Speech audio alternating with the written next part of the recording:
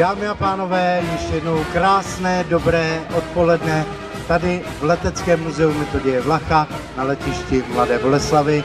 Vítejte na odpoledni k výročí vzniku Československého státu a samozřejmě na co se můžete těšit.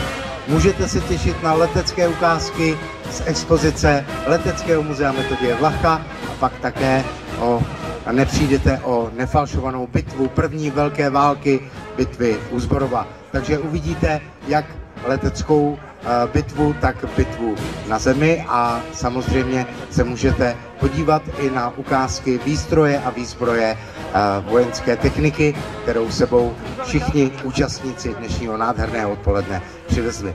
Vítejte ještě jednou v Leteckém muzeu Metoděje Vlacha Mladé Boleslavi a přeji vám krásné a příjemné odpoledne.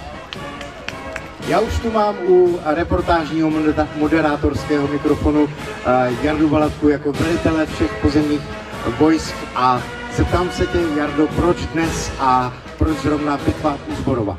Tvůj velitel nejsem, ty si nepřítel. Bitva u Zborova. Proč bitva u Zborova? To byla záměrně udělaný. Zborov byl nevýznamný městečko, mělo asi 6 000 obyvatel, bylo velký jako Dobrovice. Ale zjistilo se, že v rámci legií na jedné straně za carskou armádu byly na druhé straně rakouský pluky. Tak proto to bylo, aby vlastně ty legionáři nabalamutili ty Rakušáky český, aby se vzdali a přidali k nim. Byl tam plzeňský pluk a jindřichohradecký pluk. Ale Rakušáci měli přesilu a ty Rakušáci se ještě furt měli líp než ty legionáři. Měli jídlo, měli munici, mohli se flákat, dostávali opušťáky, peníze. Proto se jim moc nechtělo. Takže ta bitva opravdu byla krvavá řeč Čecha proti Čechům.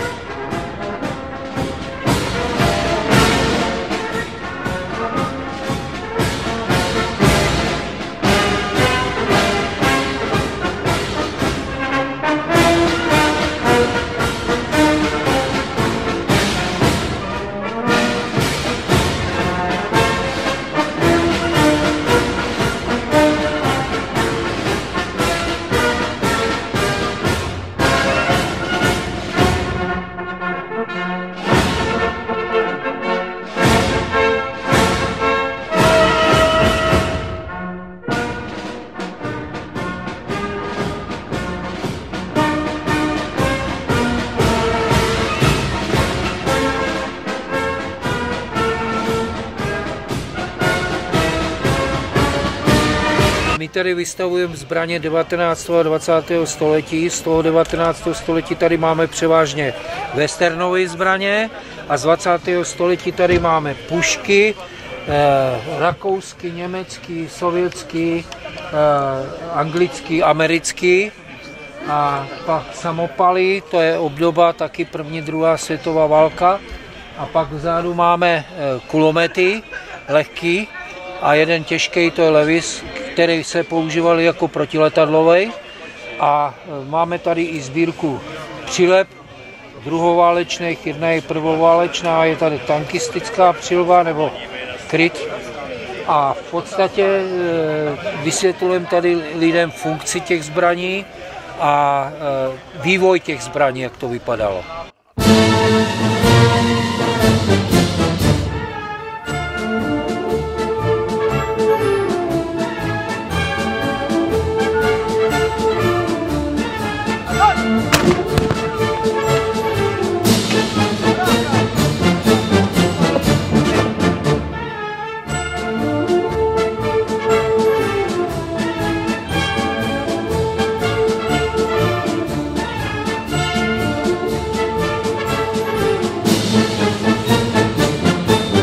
Dámy a pánové, máme tu i vzácnou návštěvu na plochu Boleslavského letiště k Leteckému muzeu Metoděje Vlacha v Mladé Boleslavi.